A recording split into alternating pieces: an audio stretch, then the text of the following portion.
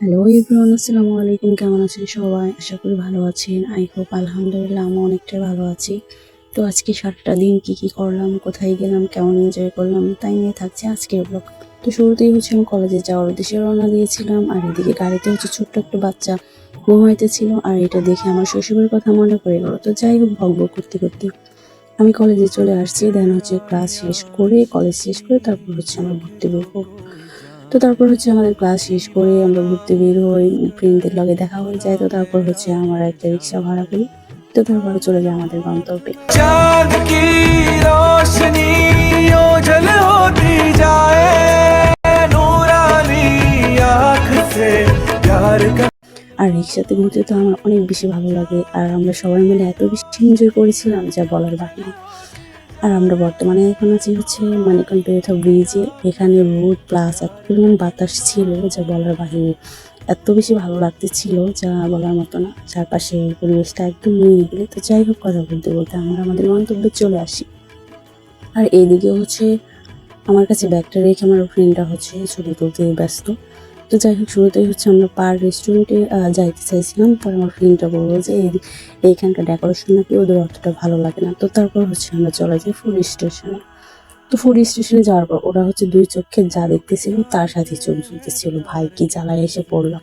তো যাই হোক, কথা বলতে বলতে আমরা ভিতরে ঢুকি। আর এই ফুড স্টেশনের আগের ডেকোরেশনটা অনেক বেশি সুন্দর ছিল। এখন পার দেওয়ার পর হচ্ছে অনেক জায়গায় অনেক ডিজাইন হচ্ছে ভাঙা হয়েছে। তো আবার নতুন করে হচ্ছে ডেকোরেশন করা হইতেছিল। দেন এখনো মোটামুটি ভালোই সুন্দর ছিল, মনোরম পরিবেশ। তো এখনো অনেক কাজ বাকি রয়েছে, কাজ করতেছিল। তো তারপর হচ্ছে আমরা ছাদে যাই। আর এইখানকার মানে পরিবেশটা আমার কাছে এত বেশি ভালো লাগছিল যা বলার মতো না। আমরা উপরে গিয়ে অনেক এনজয় করি, ছবি তুলি, দেন ভিডিও করি। আর এত পরিমাণ বাতাস ছিল, একদম মনোরম পরিবেশ। সাথে রেস্টুরেন্ট, সাথে নদী, সাথে বাতাস প্লাস রোদ সব মিলিয়ে হচ্ছে একদম সুন্দর একটা পরিবেশ ছিল। আর এখানে হচ্ছে বিকেল টাইমে হচ্ছে বেশি মজা পাওয়া যায়। কারণ হচ্ছে বিকেলের পরিবেশটা একদম ঠান্ডা শান্ত থাকে। আর আমরা যখন গিয়েছিলাম তখন হচ্ছে প্রচুর পরিমাণে রোদ ছিল। আর এই পাশে হচ্ছে গান রেস্টুরেন্ট ছিল। গান রেস্টুরেন্টের ডেকোরেশনটা অনেক বেশি সুন্দর ছিল। এখান থেকে পুরোটাই দেখা যাচ্ছিল। আমি এখানে দেখার মতন অনেক কিছু রয়েছে, কিন্তু এত ক্লিক নেওয়ার সময় নেই বা এত কিছু দেখানো সম্ভব না। তো যাই হোক, কথা বলতে বলতে হচ্ছে আমরা ভেতরে ঢুকি। দেন হচ্ছে কিছু খেয়ে দিয়ে তারপর হচ্ছে চলে যাব। তো ভেতরে যাওয়ার পর হচ্ছে আমরা যেটাই অর্ডার দিই খালি বলে 1 ঘন্টা, 1.5 ঘন্টা, 2 ঘন্টা লেগে যাবে, এরকম বলে যেটাই বলতে চাই। তো যাই হোক, অবশেষে হচ্ছে আমরা নর্মাল সিম্পল খিচুড়ি আর হচ্ছে ফালুদা অর্ডার করি।